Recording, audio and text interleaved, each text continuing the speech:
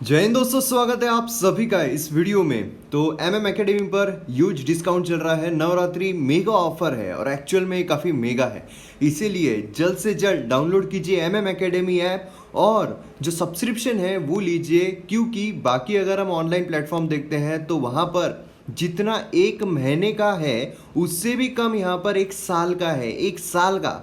तो इसीलिए आप समझ सकते हो, और एक साल में आप खुद सोचिए कितने सारे कोर्सेस और हाई क्वालिटी कंटेंट आपको एमएम एकेडमी ऐप पर देखने को मिलने वाले हैं।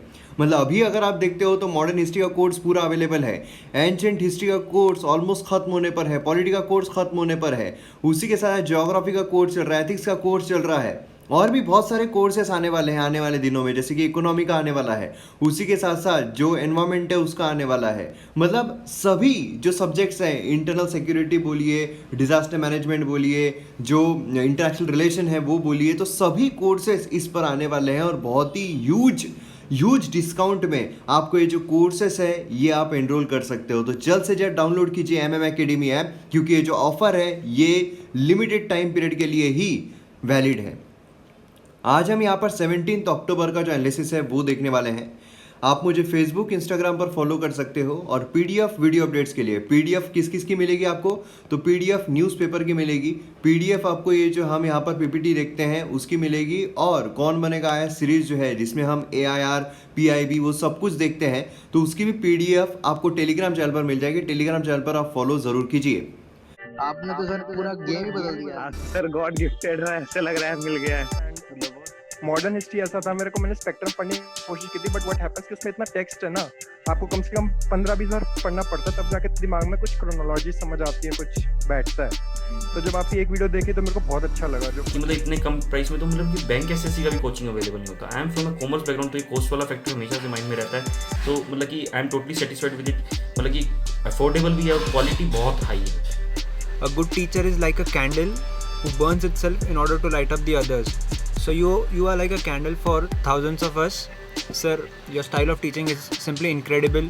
The quality is also incredible. जब मैंने कोचिंग ज्वाइन की थी, शायद आपको बताया था मैंने, तो मैंने करते करते छोड़ दी थी, क्योंकि आपकी मैंने वीडियोस देखी वगैरह तो मुझे अच्छा लगा। जो करा है क्योंकि किसी ने भी स्पेस और उससे शुरू नहीं किया, सीधा उन्होंने जियोमॉर्फोलॉजी, हाँ जी ओशन में घुस जाओ, हाँ जी स्टोन में घुस जाओ। मैं कहा ये क्या कर रहे हैं, आपने तो सर पूरा गेम ही बदल दिया। और दूसरी बात, सबसे बड़ी बात, अच्छी बात आपकी ये है कि जैसे हम कोई पेपर वगैरह देखने जाते थे या कोचिंग सेंटर में जाते थे, वो कुछ पढ़ाते थे तो वो कहते थे कि आप पहले एनसीईआरटी पढ़ो वगैरह पढ़ो। आपका जो सीधा स्टेट ऑफ एटीट्यूड है ना सर, कि जी मेरी वीडियो देख लो, आपका काम बन गया। बस वो चीज़ मुझे इतनी पसंद है ना। और आप जो सबसे अच्छी बात आप बता देते ना कि ये तो सिर्फ ऐसे ही पढ़ लो, ये इसका कोई मतलब नहीं है, इसको सिर्फ एक बार को लो समझ लो, तो वो चीज़ सबसे अच्छी है। नहीं तो ऐसा कोई टीचर में दम नहीं है बोलने का कि इसको मत पढ़ के जाना, इसके कोई चांसेस नहीं है। सर वीडियोस बहुत अच्छे लग रहे हैं। लव यू सर, आप कंटिन्यू एकदम एनर्जी की तरह एकदम फोकसिंग मतलब बोलते हैं कॉम्प्रिहेंसिव मैनर में जिस हिसाब से पॉलिटी का पढ़ा रहे हैं, लग रहा है पॉलिटी के मास्टर मतलब बहुत अच्छे पकड़ हो जाएंगे। तो यहाँ पर मैप बेस्ड एक्सरसाइज है। तो ये जो कंट्री है, ये कंट्री कौन सी है आपको बताना है, कि काफ़ी न्यूज़ में चल रही है। तो आपको करना क्या है, वीडियो को पॉज करना है, इसके रिगार्डिंग इन्फॉर्मेशन लिखना है, फिर वीडियो को रिज्यूम करना है। तो आइए यहाँ पर एक्सप्लेन सेक्शन देखते हैं। इसमें ये वाला जो आर्टिकल है, ये वाला आर्टिकल हम शॉर्ट में देखेंगे, बेसिकली कॉन्स्पिरेसी क्या है।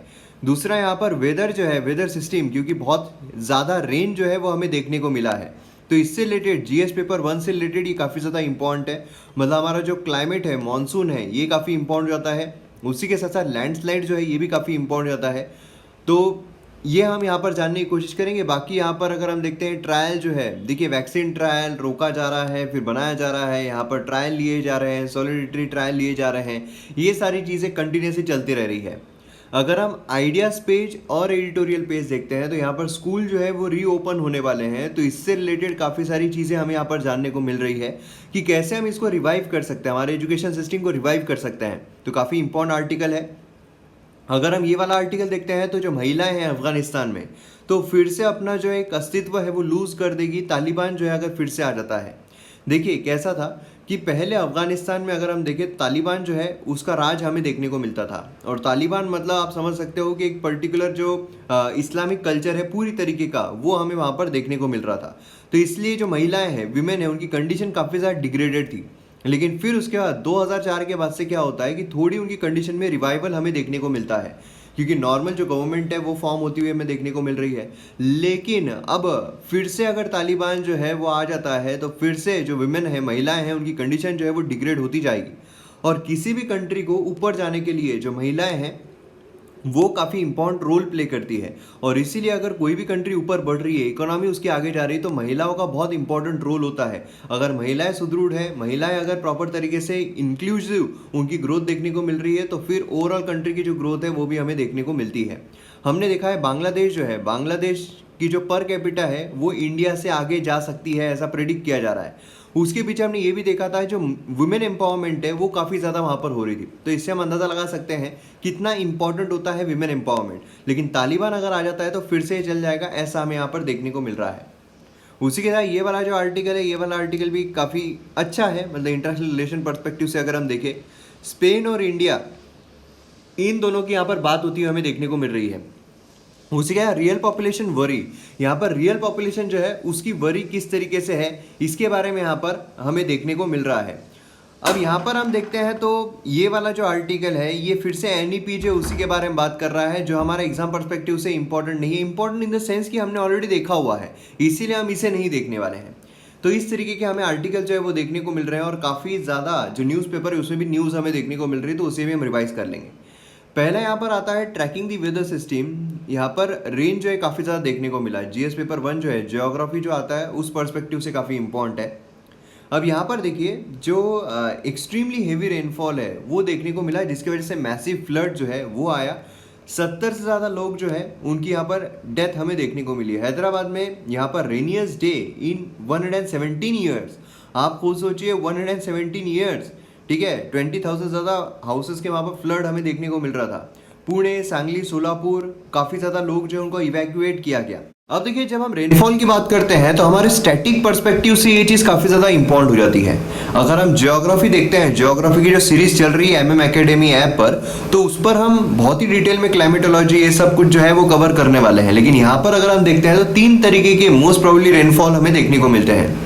एक तो रेनफॉल किस तरीके का होता है कि जो वार्म एयर है ना, वार्म जो एयर है वो क्या हो रही है, वो ऊपर जा रही है और फिर ऊपर जाने के बाद वो कंडेंस हो रही है और कंडेंस होने की वजह से जो रेनफॉल है वो हमें देखने को मिल रहा है।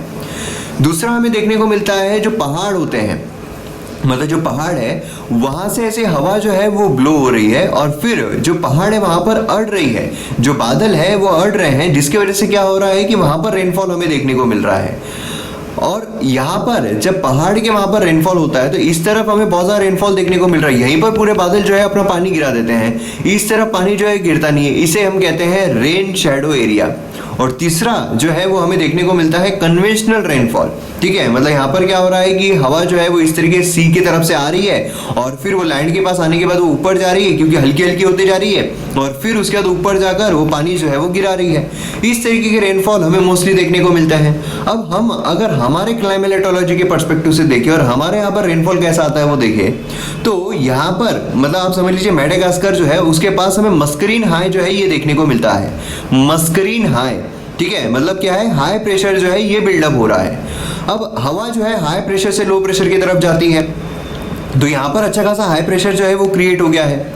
और जो धूप पड़ती है हमारे यहाँ पर, समर जो होता है उसमें इतनी धूप पड़ती है, जो तिब्बतन एरिया है ये एक प्लेट्यू है ना, ये क्या है, एक प्लेट्यू है। अब प्लेट्यू यहाँ पर क्या होता है, लो प्रेशर जो है वो क्रिएट हो जाता है। लो प्रेशर क्रिएट होने की वजह से हवा जो है यहाँ से इस तरफ बहना शुरू होती है।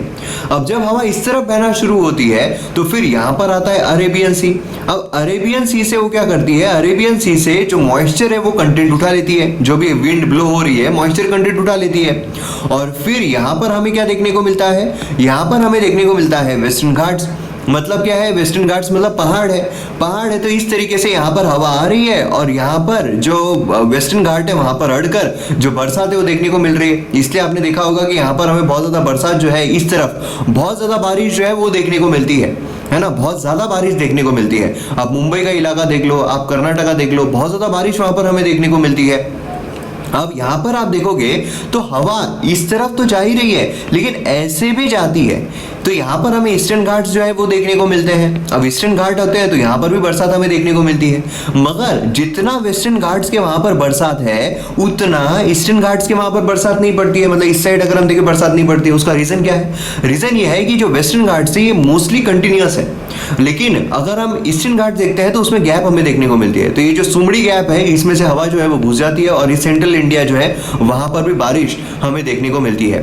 तो हवा जो है मोस्टली इस तरफ ऐसे ऐसे ऐसे ऐसे ब्लो होती है ना। और फिर उसके बाद क्या होता है, यहाँ से जब हवा निकल रही है तो यहाँ पर भी एक पहाड़ हमें देखने को मिल रहा है। वो कौन सा है? अरावली रेंज। लेकिन अरावली रेंज जो है वो इसको अड़ा नहीं रही है, ये इसके पैरेलल है, इसलिए हवा जो है यहाँ से निकल जाती है, इसलिए यहाँ पर बरसात जो है वो हमें देखने को नहीं मिलती है। ये सबसे बड़ा प्रॉब्लम होता है। क्लियर है? तो ये चीज काफी ज्यादा इंपॉर्टेंट है हमारे क्लाइमेटोलॉजी रेनफॉल के पर्सपेक्टिव से समझने के लिए। अब यहाँ पर क्या हो रहा है कि हवा जो है वो इस तरीके से ब्लो हो रही है और डिप्रेशन वहां पर क्रिएट हो रहा है। डिप्रेशन यहाँ पर देखिए बहुत सारे रीजंस होते हैं। ये तो हमारा नॉर्मल मानसून का मैंने आपको पर्सपेक्टिव बताया, लेकिन आपने देखा होगा बे ऑफ बंगाल जो है वहां पर जब साइक्लोन क्रिएट होता है, साइक्लोन क्रिएट होने की वजह से क्या होता है कि यहाँ पर जो विंड से इतनी ब्लो होती है, इसमें इतना मॉइस्चर कंटेंट होता है कि यहाँ पर तूफान आता है और बारिश हमें बहुत ज्यादा देखने को मिलती है। खासकर अगर हम चेन्नई वाला इलाका देखें वहां पर बहुत ज्यादा हमें बारिश देखने को मिलती है। तो साइक्लोनिक रेनफॉल जो है वो भी हमें देखने को मिलते हैं, है ना। तो ये साइक्लोन की वजह से होते हुए देखने को मिलते हैं। अब यहाँ पर जो मेन चीज आती है डिप्रेशन की भी आती है। यहाँ पर आप देखोगे जो अभी एट प्रेजेंट हमें सिनारियो देखने को मिल रहा था, हैदराबाद में जो इतनी बरसात देखने को मिली है, तो आप देख सकते हो किस तरीके से डिप्रेशन जो है वो फॉर्म हो रहे हैं, है ना। डिप्रेशन जो है फॉर्म हुए हैं और ये जो डिप्रेशन है, ये डिप्रेशन डीप डिप्रेशन जो है ये भी फॉर्म होता हुआ हमें देखने को मिला है। तो इसके वजह से क्या हुआ है, इसके वजह से भी अच्छी खासा रेनफॉल जो है वो हमें देखने को मिला। और ये जो पाथ है पूरा इस तरीके का रहा है। तो पुणे आप देखिए, है ना, ये पूरा पाथ जो है वो लेकर चला है। तो ये चीज हमें यहाँ पर देखने को मिल रही थी, जिसकी वजह से इतना ज्यादा रेनफॉल जो है वो हुआ है। अब देखिए ये जो चीज है ना, ये जो चीज है इसमें सिर्फ एक चीज शामिल नहीं है, मतलब इसमें सारी चीजें आती है। हमारे जो नॉर्मल मानसून सीजन है वो भी हमें पढ़ना पड़ता है, जो साइक्लोन्स है वो भी हमें पढ़ना पड़ता है, जो डिप्रेशन है वो भी हमें इसका बच्चा ही है, वो भी हमें पढ़ना पड़ता है। तो बहुत सारे कॉन्सेप्ट हमें यहाँ पर समझने पड़ते हैं, है ना। तब जाकर हम प्रॉपर तरीके से जो चीजें हैं वो समझ पाएंगे। इसलिए बोला जाता है ना कि अगर आपको करंट इश्यूज समझना है, करंट अफेयर्स को पढ़ना है, बेसिक कॉन्सेप्ट्स आगे क्लियर होना जरूरी है, जो बेसिक कॉन्सेप्ट्स है। और इसीलिए यहाँ पर अगर आप देखोगे तो इसमें एनसीईआरटीज जो है वो मेन रोल प्ले करती है, प्लस यहाँ पर जो बाकी किताबें होती है, जो मेन किताबें होती है, मतलब जो पर्टिकुलर सब्जेक्ट की होती है वो इम्पोर्टेंट होती है ना। प्लस जो करंट इश्यूज है, जो कंटेम्प्रेरी इश्यूज है वो इम्पोर्टेंट होते हैं। और ये तीनों को ही लेकर एमएम एकेडमी पर मैं सीरीज जो है लेकर आता हूँ, है ना, जिससे कि आपको और कोई भी किताब जो है पढ़ने की जरूरत नहीं पड़ती है। तो इस तरीके से यहाँ पर आपको देखने को मिलता है। अवर्स आफ्टर डीप डिप्रेशन, जैसे मैंने आपको कहा कि डीप डिप्रेशन जो है वो देखने को मिल रहे थे। जैसे ही लैंड को हिट हुआ तो आंध्र प्रदेश और तेलंगाना जो है एक्सट्रीमली हेवी रेनफॉल जो है उसको फेस करना पड़ा, ठीक है। और फिर हैदराबाद भी अगर हम देखते हैं वहां पर हेवीएस्ट स्पेल जो है वो देखने को मिला। अब नेक्स्ट आर्टिकल पर आते हैं। यहाँ पर QAnon इसके बारे में बात की जा रही है, कॉन्स्पिरेसी के बारे में बात की जा रही है। तो थर्सडे को यूट्यूब जो उसने अनाउंस किया कि वो एडिशनल मेजर लेगा, जिससे कि जो कंटेंट है जो QAnon को प्रमोट कर रहा है उसको यहाँ पर ब्लॉक कर दिया जाएगा। अब आपको ये लग रहा होगा ये है क्या ब्लॉक करा जा रहा है, क्या है क्या ये? तो देखिए ये जो है QAnon अगर हम देखते हैं तो इसने शेप लिया था अराउंड 2017, जब अनोनिमस यूजर, मतलब कोई एक रैंडम यूजर जो है उसने कॉल्ड क्यू और क्यू क्लियरेंस पैट्रियट, इसने यहाँ पर कॉन्स्पिरेसी थियरीज जो है वो पोस्ट करना शुरू कर दी। कॉन्स्पिरेसी थियरीज होती है ना कि मतलब इसकी अगर कोई मिस्टीरियस डेथ हुई है, फॉर से कि कोई मिस्टीरियस डेथ हुई है, तो फिर ये जो बड़ा आदमी है इसके कनेक्शन जो है वो इसकी डेथ से रिलेटेड है। तो इस तरह की कॉन्स्पिरेसी थियरीज जो है वो हमें देखने को मिलती है। अब यहाँ पर क्यू जो है, क्यू रेफर करा गया है टू द सिक्योरिटी क्लियरेंस, जो यहाँ पर यूएस डिपार्टमेंट ऑफ एनर्जी जो है दिया जाता है टॉप सीक्रेट इंफॉर्मेशन के लिए, ठीक है। क्यू यहाँ पर हाई रैंकिंग इंटेलिजेंस ऑफिसर जो यहाँ पर सेंसिटिव इंफॉर्मेशन जो है ऑफ ट्रम्प एडमिनिस्ट्रेशन एक्सेस कर रहे हैं। और फिर यहाँ पर क्या हुआ कि जो प्लेटफॉर्म से उसे पोस्ट करना, सोशल मीडिया पर पोस्ट करना शुरू कर दिया। अब यहाँ पर हमें क्या देखने को मिल रहा है, ये तो पता नहीं है कि क्यू जो है ये एक सिंगल यूजर है या फिर पूरा ग्रुप है, ये तो पता नहीं है, लेकिन इसमें काफी ज्यादा थियोरीज जो है वो पोस्ट की गई है। कौन सी कॉन्स्पिरेसी थियोरीज है? कॉन्स्पिरेसी थियोरीज जो है उनका बिलीफ है कि जैसे कि हिलरी क्लिंटन हो गया, बराक ओबामा हो गया, है ना, रिपब्लिकन है और डेमोक्रेट्स है। तो इसमें से जो डोनाल्ड ट्रंप है रिपब्लिकन का है, और अगर आप डेमोक्रेट्स देखते हैं तो उसमें हमें बराक ओबामा, जो क्लिंटन है, ये देखने को मिलती है। इस बार मतलब लास्ट ईयर जो ट्रंप जीता था उस टाइम पे क्लिंटन जो है वो खड़ी थी। इस टाइम पे अगर हम देखें तो बिडेन जो है वो खड़ा है ना, और डोनाल्ड ट्रंप तो वो तो है ही। तो ये जो है, और उसी के साथ कुछ हॉलीवुड एक्टर जो है, टॉम हैंक्स बोलिए, ऑप्रेन विनफ्रे बोलिए, ये यहाँ पर global child sex trafficking ring जो है उसके पार्ट है। ये यहाँ पर थियोरी जो है वो पोर्ट्रे की जा रही है। जिससे क्या होता है, देखिए जब भी इलेक्शंस आते हैं ना, इलेक्शंस आते हैं तो उसमें काफ़ी ज़्यादा थियोरीज जो है वो निकलती ही है कि इसका ये है ना, उसका वो है, उसका फलाना है, उसका ढिमका नहीं, निकलता रहता है। तो यहाँ पर अगर आप देखोगे तो प्रेसिडेंशियल इलेक्शन जो है उसमें भी ऐसी चीज़ें जो है वो हमें देखने को मिल रही थी। फार राइट एक्टिविस्ट जो है उन्होंने क्लेम किया है कि जो क्लिंटन है फार राइट, आपको यहाँ पर पता रहना चाहिए कि जो पॉलिटिकल आइडियोलॉजी है वो राइट टू लेफ्ट होती है, राइट लेफ्ट, है ना। यहाँ पर सोशलिस्ट, हमें लेफ्टिस्ट की तरफ ज़्यादा सोशलिस्ट देखने को मिलते हैं यहाँ पर, मतलब जो चेंजेस जिनको चाहिए वो हमें देखने को मिलते हैं। तो ये सिनारियो हमें देखने को मिलता है। और यहाँ पर अगर आप देखोगे तो फार राइट एक्टिविस्ट उन्होंने क्लेम किया है, क्लिंटन जो है उन्होंने यहाँ पर अगेंस्ट ट्रम्प जो किया था वो यहाँ पर चाइल्ड ट्रैफिकिंग रैकेट जो है वो यहाँ पर रन करती है, ठीक है। तो ये चीज़ इंपॉर्टेंट है। अब यहाँ पर आप देखोगे फार लेफ्ट में अगर आप देखो, मतलब पूरी पूरी तरह से जो सोशलिस्ट है, ठीक है, तो सोशलिस्ट में पूरा सोशलिस्ट आइडियोलॉजी जो ये भी डेंजरस होती है, पूरी राइटिस्ट जो आइडियोलॉजी ये भी डेंजरस होती है। हाँ, आप ये हो सकते हो कि आप लीनिंग हो सकते हो कि यहाँ पर लेफ्ट लीनिंग हो, राइट लीनिंग हो, ये आपकी आइडियोलॉजी जो है वो हो सकती है। जैसे कि अगर आप हमारे सिनेरियो से देखें तो बीजेपी अगर हम देखें थोड़ा राइट लीनिंग है, अगर हम कांग्रेस देखें थोड़ी लेफ्ट लीनिंग है। ये पॉलिटिकल आइडियोलॉजीज होती है, ठीक है। तो यहाँ पर अगर आप देखोगे तो ट्रम्प जो है वो थोड़ा राइट लीनिंग है। तो इसमें हमें देखने को मिलता है कि यहाँ पर जो लेफ्ट लीनिंग, मतलब यहाँ पर जो क्लिंटन वगैरह है, ये यहाँ पर चाइल्ड ट्रैफिकिंग रैकेट जो है वो चला रहे हैं, ऐसी यहाँ पर थियोरीज पोर्ट्रे की जा रही है। तो यही चीज़ आपको यहाँ पर पता रहना चाहिए, बाकी कुछ खास नहीं है। आपको सीधा आ सकता है सिर्फ कि ये क्या है, मतलब आपको ये जो नाम है ये पूछा जा सकता है कि ये काफ़ी न्यूज़ में चल रहा है, क्या है। तो कॉन्स्पिरेसी थियोरीज ये आपको पता रहना चाहिए। नेक्स्ट यहाँ पर है फाइंडिंग कॉमन ग्राउंड्स। अब कॉमन ग्राउंड्स किसके फाउंड किए जा रहे हैं? स्पेन एंड इंडिया के, ठीक है। स्पेन अगर हम देखते हैं तो बिलोंग करता है टू द ग्रेट कम्युनिटी, जिसमें मोर देन 500 मिलियन पीपल जो है वो कॉमन लैंग्वेज शेयर करते हैं, हिस्ट्री शेयर करते हैं, इकोनॉमिक टाइज और फैमिली लिंकेजेस जो है वो भी शेयर करते हैं। अब यहाँ पर अगर आप देखोगे जो कॉमन फीचर्स है स्पेन और उसी अमेरिकन कंट्रीज, मतलब कौन सा ब्रो अमेरिकन कंट्रीज, वहाँ पर अमेरिकन समिट जो है 1991 में वो फॉर्म होती हुई देखने को मिलती है। अब देखिए, मैंने आपको कुछ दिन पहले मैप बेस्ड एक्सरसाइज पूछी थी, उसमें स्पेन जो है वो मैंने आपको पूछा था, और अमेरिकन समिट 1991 इसके बारे में जिक्र मतलब ऑलमोस्ट किसी ने भी नहीं किया। और देखिए, इसमें आप पार्टिसिपेट जरूर कीजिए, कमेंट में आप जरूर लिखा कीजिए मैप बेस्ड एक्सरसाइज, बहुत इंपॉर्टेंट होता है। और आपको इतना ही आलस है, आपको इतना ही ये है कि नहीं कुछ भी हो जाए मैं इतनी मेहनत करूंगा ही नहीं, या करूंगी ही नहीं कि मैं सिलेक्शन हो, तो फिर आप एक काम कर सकते हो, इतना अगर आपको नहीं करना है, एटलीस्ट प्रीलिम्स क्लियर करने के लिए आप जो कमेंट सेक्शन में जिन मेहनती लोगों ने जो चीज़ें लिखी हुई है वो आप एटलीस्ट पढ़ लो, ठीक है, क्योंकि उससे आप ही का फायदा होने वाला है यार। मेरा क्या जा रहा है, कमेंट में आप 100 कमेंट करो या 1 कमेंट करो, उससे कोई फर्क नहीं पड़ता है ना, लेकिन ये आपका फायदा होगा, अगर आप लिखोगे तो आपका फायदा होगा, ठीक है। और जितना ज़्यादा आप लिखोगे उससे आप ही की नॉलेज जो है वो इंक्रीज होगी, और आप ही को जो एग्जाम है उसमें गेन मिलेगा। मेहनत तो करनी पड़ेगी भाई साहब, मेहनत अगर आप नहीं करोगे, अगर आप आलस करोगे, आप बोलोगे तो चूतिया चीज़ है, तो फिर उससे कुछ नहीं होने वाला है, ठीक है। आप ही के लिए है और आप ही के फायदे के लिए है। अब यहाँ पर अगर आप देखोगे 22 European and American, Spanish and Portuguese speaking countries, ठीक है, यहाँ पर हर 2 साल में जो है वो मिलते हैं, जिसमें काफ़ी सारी चीज़ें जो है जैसे सोशल कोहेजन हो गया, एजुकेशन हो गया, कल्चर हो गया, उसमें फोकस किया जाता है। अब इंडिया और स्पेन की अगर हम बात करते हैं तो दोनों ही कंट्रीज जो है उन्होंने अपनी फ्रेंडशिप काफ़ी ज़्यादा स्ट्रेंथन की है, ठीक है। अब यहाँ पर आप देखो तो जो इंडिया है उसमें काफ़ी सारे जो पॉलिटिकल लीडर्स हैं उनका आना हुआ है ना। उसी के साथ साथ अगर हम हमारे लीडर्स देखते हैं तो उनकी भी ऑफिशियल विजिट्स जो है वो हमें देखने को मिली है। अब ये सारी चीज़ों के बावजूद यहाँ पर हमें देखने को मिलता है कि जो G20 समिट अर्जेंटीना दिसंबर 2018, ठीक है, दोनों ही लीडर जो है उन्होंने यहाँ पर करंट पेंडेमिक की वजह से जो भी सिचुएशन कॉज हो रही है, ठीक है, उसके भी यहाँ पर जो आकलन है वो किया। कब किया? अभी, ये अभी हुआ है, ठीक है, नहीं तो आप बोलोगे दिसंबर 2018 में हुआ था क्या, तो ऐसा नहीं है। यहाँ पर क्या है, जो चीज़ें होती है, जो बातें होती है पेंडेमिक देखिए, पेंडेमिक अगर आप देखो स्पेन में जो लोग हैं उनकी काफ़ी ज़्यादा डेथ हुई थी। तो पेंडेमिक जब आया है खासकर 2020, तो इसमें काफ़ी ज़्यादा उन्होंने डिस्कशन जो है वो किया, टेलीफोनिक कन्वर्सेशन जो है वो भी उनका हुआ है। तो ये चीज़ हमें देखने को मिलती है।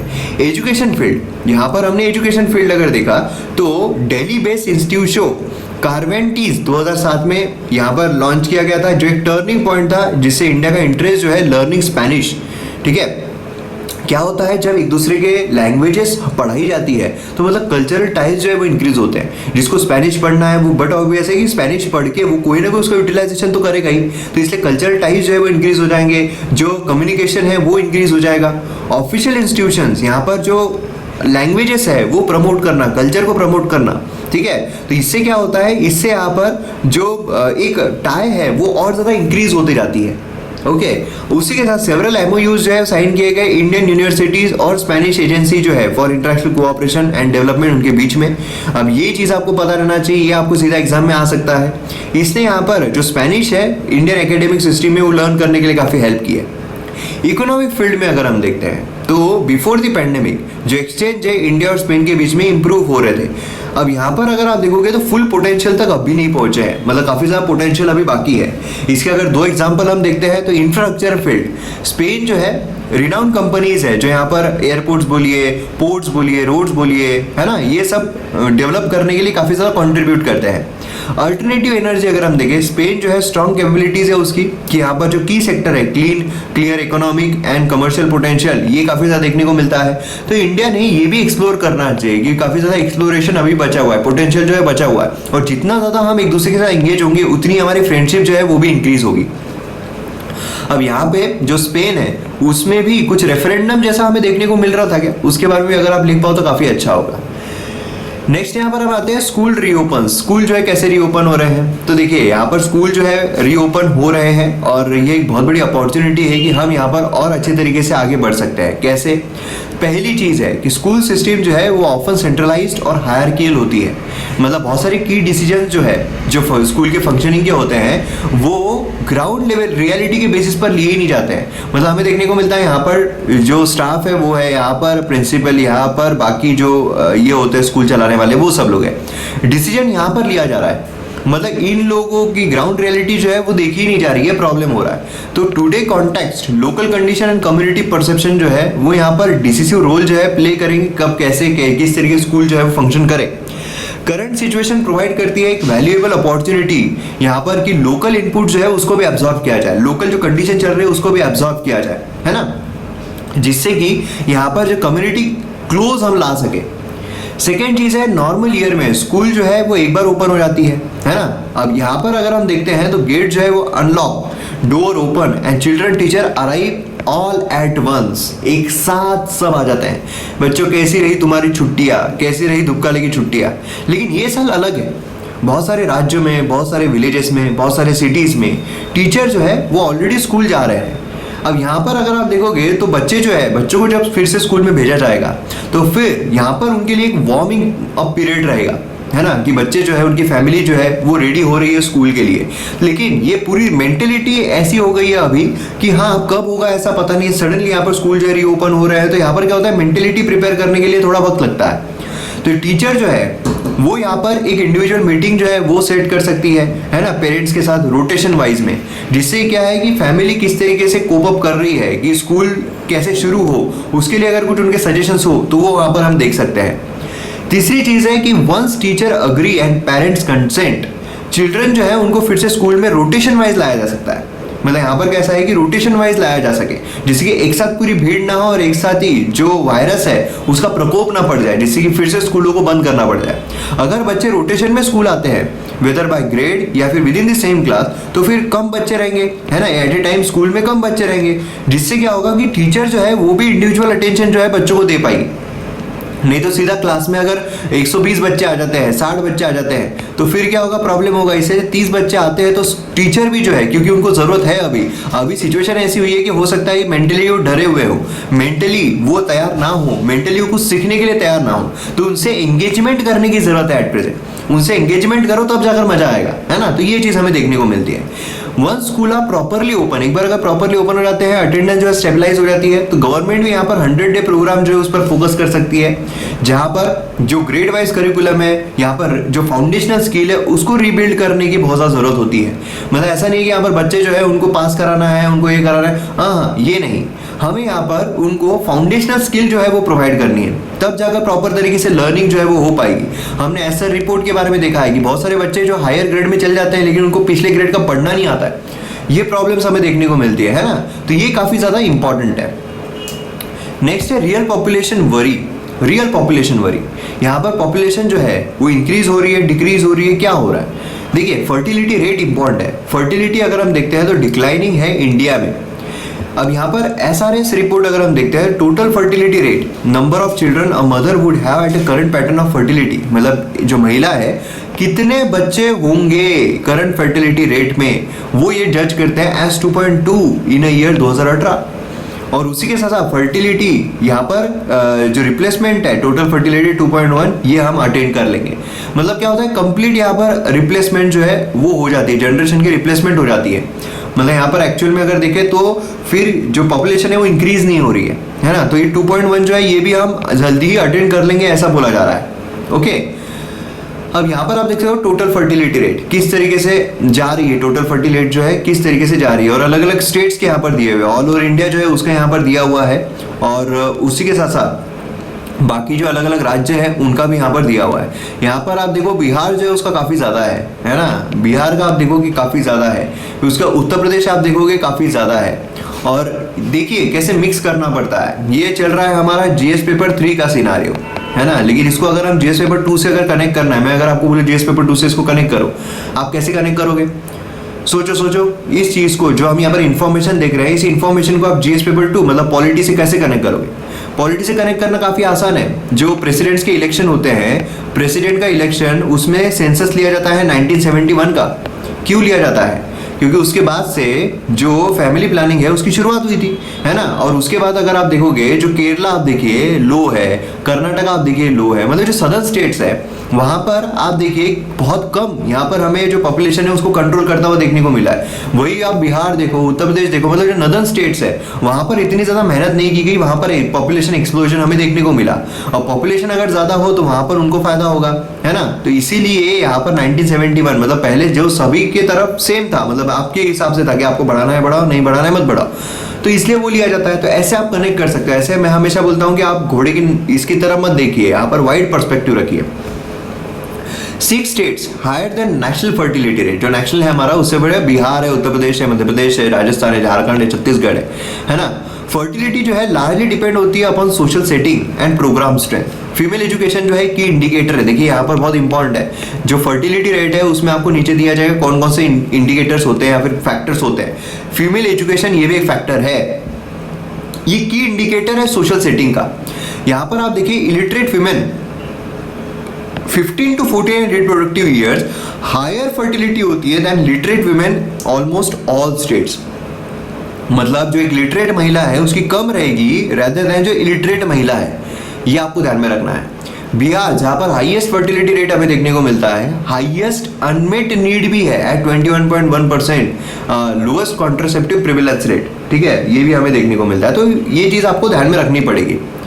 मोस्ट ट्रबलिंग स्टैटिस्टिक जो है वो है सेक्स रेशियो एट बर्थ का, मतलब बायोलॉजिकली नॉर्मल सेक्स रेशियो जो है वो 1050 मेल्स टू 1000 फीमेल्स या फिर 950 फीमेल्स टू 1000 मेल्स, ठीक है। यहाँ पर जो रिपोर्ट है SRS रिपोर्ट, ये यहाँ पर बताता है measures number of females per 1000 mails decline हुए हैं मार्जिनली फ्रॉम 906 टू 899। आप सोचिए यहाँ पर डिक्लाइनिंग ट्रेंड पर हमें देखने को मिल रहा था, ये काफी डिस्टर्बिंग हमें स्टांस जो है वो देखने को मिल रहा है। क्लियर है। अब इन कंक्लूजन अगर हम देखते हैं तो हमें अर्जेंट नीड है कि हम यंग पीपल यहाँ पर reproductive health education and service जो है यहाँ पर जेंडर इक्वालिटी नॉर्म्स के उस पर पहुंच सके, तो बहुत इंपॉर्टेंट चीज़ है। तो ये भी इस पर फीमेल एजुकेशन बोलिए, यहाँ पर ये जो फर्टिलिटी रेट है ये बोलिए, काफ़ी इंपॉर्टेंट क्वेश्चंस आपको इस पर से पूछे जा सकते हैं। अब यहाँ पर देखिए बेसिकली ओपन मार्केट ऑपरेशन जो है उसके बारे में बात हो रही है। इकोनॉमी के लेक्चर जल्दी स्टार्ट होने वाले हैं MM एकेडमी ऐप पर, उसमें ओपन मार्केट ऑपरेशन और अच्छे से समझेंगे। यहाँ पर आपको शॉर्ट में बता रहा हूँ क्या हो रहा है कि जो गवर्नमेंट है ना, गवर्नमेंट को पैसों की जरूरत है। अब गवर्नमेंट को जब पैसों की जरूरत है तो क्या कर सकती है, उधार ले सकती है ना, ये कर सकती है। लेकिन दूसरा भी है कि यहाँ पर फैक्टर होता है। वो क्या होता है कि आप यहाँ पर जो गवर्नमेंट सिक्योरिटीज है उसका सेल एंड परचेस कर सकते हो। मतलब पैसों की जरूरत है तो गवर्नमेंट सिक्योरिटीज जो है वो परचेस कर लिया जाएगा। किसके द्वारा किया जाएगा? सेंट्रल बैंक RBI के द्वारा किया जाएगा। और फिर क्या होगा, यहाँ पर गवर्नमेंट सिक्योरिटीज, अभी रिसेशन चल रहा है ना, रिसेशन चल रहा है तो उसको कंट्रोल करने के लिए क्या है कि गवर्नमेंट सिक्योरिटीज जो है वो खरीद लेगी सेंट्रल गवर्नमेंट, और फिर खरीदने के बदले में क्या मिलेगा? पैसा मिलेगा। पैसा जब मिलेगा तो फिर यहाँ पर सर्कुलेशन में ज्यादा पैसा आएगा, है ना, लो इंटरेस्ट रेट बोलिए, मनी सप्लाई ज्यादा हो जाएगा, जिससे कि लोगों के हाथ में पैसा आएगा, लोग खर्च करेंगे। ये चीज हमें देखने को मिलेगी।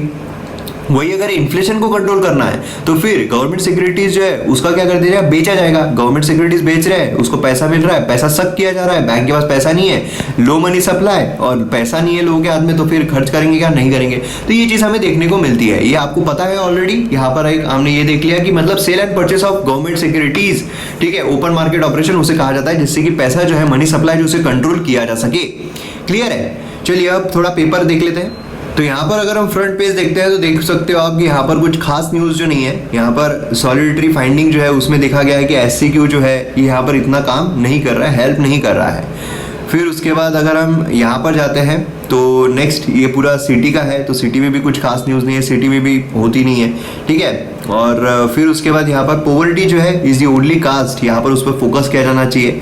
तो ये काफ़ी अच्छी चीज़ है, एक्चुअल में यही है। और फिर उसके बाद हम गवर्नमेंट एंड पॉलिटिक्स पर जाते हैं। तो यहाँ पर जो मिनिमम एज है मैरिज की विमेन की, वो यहाँ पर रिवाइज करने की बात की जा रही है। तो ये एक इंपॉर्टेंट न्यूज़ रहेगी। इसमें क्या रहेगा? इसमें काफ़ी सारी चीज़ें रहेगी। मतलब हिंदू मैरिज एक्ट जो है 1955 का, ठीक है।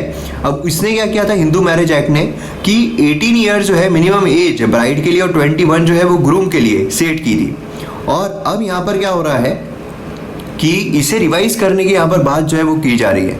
क्लियर है? तो यहाँ पर ये एक इम्पोर्टेंट फैक्टर रहेगा क्या डिसीजन आता है, क्योंकि आप अगर देखोगे तो जो कमेटी है उसके द्वारा काफ़ी सारे सजेशन जो है वो देखने को मिले हैं। तो अब देखते हैं आगे इसमें क्या बदलाव होता है। तो और फिर उसके बाद यहाँ पर हमें बाकी जो न्यूज़ है वो कुछ खास देखने को नहीं मिल रही। यहाँ पर ED, जहाँ पर ED आ रहा है, एनफोर्समेंट डायरेक्टरेट आ रहे हैं, तो ED इम्पाउंड हो जाते हैं। लेकिन ऑलरेडी हमने कवर किया हुआ है, ऑलरेडी हमने देखा हुआ है न्यूज़पेपर में भी, और पॉलिटी के जो लेक्चर्स है उसमें तो कवर किया ही है MM एकेडमी। यहाँ पर आप देखोगे एक्सप्रेस इसमें, तो उसमें भी कुछ खासी न्यूज़ नहीं है। यहाँ पर NDTV जो है on complaint of man who entered store, तो ये FIR हमें देखने को मिल रही है। अर्नब गोस्वामी, मतलब न्यूज़ चैनल जो है अब उसके अगेंस्ट में उफान जो है वो आ गया है। लोगों का पारा और टूटेगा ही नहीं यार, तुम कुछ भी दिखाओगे और फिर होगा ही नहीं है कुछ, तो यार पारा तो टूटने वाला है लोगों का। फिर एडिटोरियल आइडियाज पेज हमने देख लिया है, एक्सप्लेन सेक्शन देखा है। फिर वर्ल्ड में अगर हम देखते हैं तो यहाँ पर जो मतलब USA है उसकी न्यूज़ तो रहेगी, क्योंकि अभी इलेक्शंस है तो इसलिए उसकी न्यूज़ जो है वो देखने को मिला। खास देखो यार, मतलब ये बंदे का ये देखो, कोरोना हुआ और मास हुआ, हाँ कोई लेना नहीं, अरे ऐसा होना चाहिए यार एटीट्यूड, सच में ये है। उसके बाद यहाँ पर FDI जो है इकोनॉमी सेक्शन अगर हम देखते हैं तो इकोनॉमी सेक्शन में भी हमें यहाँ पर देखने को मिलता है कि स्टेट्स बोरोइंग, ठीक है, इसमें देखने को मिल रहा है। यहाँ पर जैसे हमने ये वाला देखा है, मैंने आपको समझाया ओपन मार्केट ऑपरेशन का, ये वाला है, ठीक है। और गवर्नमेंट ने यहाँ पर नोटिस जो है वो दी है फ्लिपकार्ट, अमेजोन और country of origin tag. Country of origin क्या होता है कि देखो जो कंट्री कहाँ से आप एक्चुअल में वो बेच रहे हो ये इम्पोर्टेंट होता है, क्योंकि क्या है मोस्ट ऑफ द कंट्रीज पर हमारा फ्री ट्रेड एग्रीमेंट है ना। तो अगर वहाँ से हम बुलाते हैं तो ड्यूटी लगाएंगे नहीं। लेकिन क्या होता है कि फॉर समझ लीजिए चाइना है, चाइना से हम माल मंगा रहे हैं तो 10% ड्यूटी है, ठीक है। और अगर हम इंडोनेशिया से मंगा रहे हैं तो 0 है फॉर एग्जाम्पल। तो यहाँ पर क्या होता है, चाइना क्या करेगा, चाइना 10% बचाने के लिए इंडोनेशिया, क्योंकि इंडोनेशिया में उसके साथ फ्री ट्रेड एग्रीमेंट है, तो इंडोनेशिया में भेजेगा जहाँ पर उसको फ्री में जाएगा, फिर इंडोनेशिया से इंडिया में आएगा। तो मतलब आ रहा है चाइना का माल लेकिन कोई भी ड्यूटी नहीं लग रही है। तो इसके लिए ओरिजिन जो होता है, कंट्री ऑफ ओरिजिन, ही काफ़ी ज़्यादा इंपॉर्टेंट होता है। और ये एक फैक्टर की वजह से भी RCEP जो है उसमें भी बहस जो है इंडिया की हुई थी। तो ये चीज़ हमें देखने को, शॉर्ट में आपको बता रहा हूँ, ठीक है एकदम। तो ये चीज़ काफ़ी ज़्यादा इंपॉर्टेंट है। तो यहाँ पर हमारा वीडियो खत्म होता है। तो MM एकेडमी ऐप डाउनलोड जरूर कीजिए, ह्यूज डिस्काउंट, मेगा ऑफर, इसका लाभ जरूर उठाइए। तो मिलता है अगले वीडियो में। जय हिंद।